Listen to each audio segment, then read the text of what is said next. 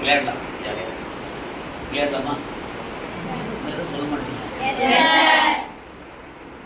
Clap பண்ணணும். நான் சொல்றதான் கிளாப் பண்ணணும். ஒன்னா ஒரு கிளாப் பண்ணணும். 1 ஒரே கிளாப் தான். 1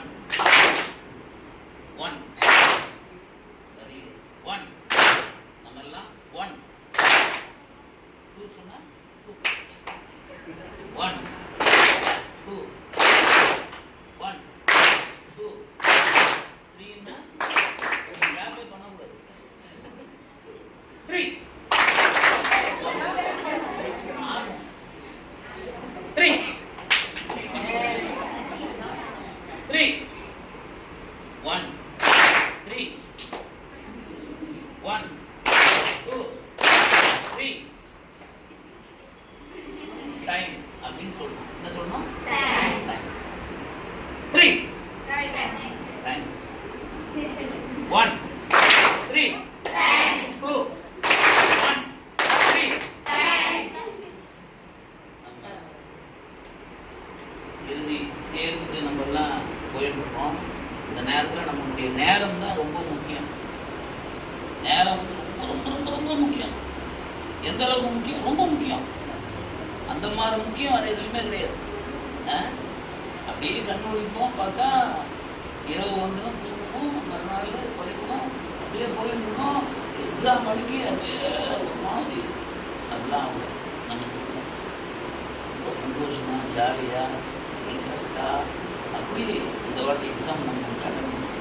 அப்போ அப்படி அட்டன் பண்ணணும்னா நம்ம அந்த டைமிங்கோட ஒரு டைம் டேபிள், ஒரு ஷெடியூல் அப்படியே நம்ம வச்சுட்டோம் நம்ம வாழ்க்கையில் அப்படின்னு சொன்னால் நம்ம தான் பெஸ்ட்டு. எக்ஸாமை பற்றியே கவலைப்பட வேண்டாம். ஸோ இன்னையிலேருந்து ஆரம்பிச்சு பொது தேர்வு அன்னைக்கு வரைக்கும் நம்மளுடைய டைம் ஷெடியூல் வந்து நம்ம ஏற்கனவே சிலபஸ்லாம் கொடுத்துருப்பாங்க. அது இல்லாமல் நம்மளுடைய டைமிங்கை வந்து ஒரு ஷெடியூல் பண்ணிட்டோம் அப்படின்னு சொன்னால் எக்ஸாமில் வந்து வேறு எந்த கவலையும் வேண்டாம். முதல்ல தைரியமாக இருக்கும், நம்பிக்கையாக இருக்கும். இல்லையா? எதுவுமே இல்லாமல் ஐயோ நான் பரீட்சை எழுதுறேன் அப்படிலாம் கிடையாது. ஒரு மலை உச்சிக்கு போனார், 3 நிமிஷம் தான் நான் பேசுவேன், இந்த மாதிரி பேசுவேன். மலை உச்சிக்கு போனார், எதெல்லாம் சாக போகிறேன், எக்ஸாமில் ஃபெயில் ஆகிட்டேன். என்ன ஆகிட்டாரு? பாஸே ஆக முடியாது அப்படின்னு மலை உச்சியில் போய் அப்படியே பார்க்குறாரு. எவ்வளோ தூரம் அந்த எதுவுமே தேராதா போய் பார்க்குறாரு. எதுக்காக எவ்வளோ போகிறாரு? எக்ஸாமில் ஃபெயில் ஆகிட்டேன். அப்படி 1 2 3ன்னா விடணும். அந்த 3 வரப்போது யாரு அப்படின்னு நான் 3 போகிறேன். என்ன பண்ணுறீங்க? எக்ஸாமில் ஃபெயில் ஆகிட்டு நான் விட போகிறேன் அப்படின்னு எழுதுனேன். அவர் சொல்கிறார், ஏன் ஃபெயில் ஆனீங்க? நான் எக்ஸாம் எழுதும் போது நான் ஃபெயில் ஆகிடுவேன் நினச்சினே எழுதுனேன், ஃபெயில் ஆகிட்டேன் அப்படின்னு சொன்னேன். அப்போ அந்த கை பிடிச்சி கூட்டாரில் சொன்னார், இந்த வாட்டி பாஸ் ஆகிடுவேன் நினச்சி எழுதுங்க, நிச்சயமாக நீங்கள் பாஸ் ஆவீங்க அப்படின்னு சொன்னேன். ஐயா சொல்லுங்கள், ஆமாம் நிஜமாக நீங்கள் பாஸ் ஆவீங்க, நீங்கள் தான் ஃபஸ்ட் கிளாஸ், நீங்கள் போய் திருப்பி எழுத முயற்சி பண்ண போங்க, நிச்சயமாக உங்களால் பாஸ் ஆக முடியும் அப்படின்னு சொன்னது.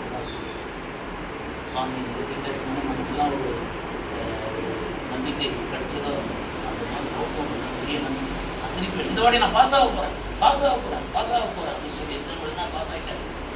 அவர் தான் அப்துல் கலாம். அவர் வாழ்க்கையில் நடந்த சம்பவம். நமக்கு என்ன வேணும் அப்படின்னா முதல்ல நேரம், 2வது நம்பிக்கை, 3வது தைரியம். இது 3த்தையுமே வச்சுட்டு நம்ம வந்து பரீட்சை அட்டன் பண்ணோம் அப்படின்னு சொன்னால் நம்ம முதல்வர் அம்மா சொன்ன மாதிரி நம்மளாம் வாழ பிறந்தவில்லை, சாதிக்க பிறந்தது. இந்த நாட்டில் நான் வந்து சும்மா நானும் பிறந்தேன், காலேஜ் முடித்தேன், அதுக்கப்புறம் கம்பெனி போனேன், அதில் வாழ்க்கை. நான் சாதிக்க பிறந்தேன். சுவாமி விவேகானந்தர் எழும்பூர் ரயில் நிலையத்திலிருந்து அங்கிருந்து நடந்தே வரார். நடந்து வந்து இல்லத்தில் 1 வாரம் தங்கியிருக்கார். தங்கியிருந்த என்ன யோசனை பண்ணார்? இந்த நாட்டில் ஏழைகள்லாம் பிறக்கிறாங்க, அந்த ஏழைகளுக்கெல்லாம் நல்ல உணவு கொடுக்கணும், ஏழை வீட்டு பிள்ளைங்களுக்கு நல்ல கல்விகள் கொடுக்கணும், இப்படிலாம் சாமி பிரார்த்தனை பண்ணார். அவரோட மண்ணில் இருக்கும். நம்ம எப்படி இருக்கணும், விவேகானந்தர் மாதிரி இருக்கணும்.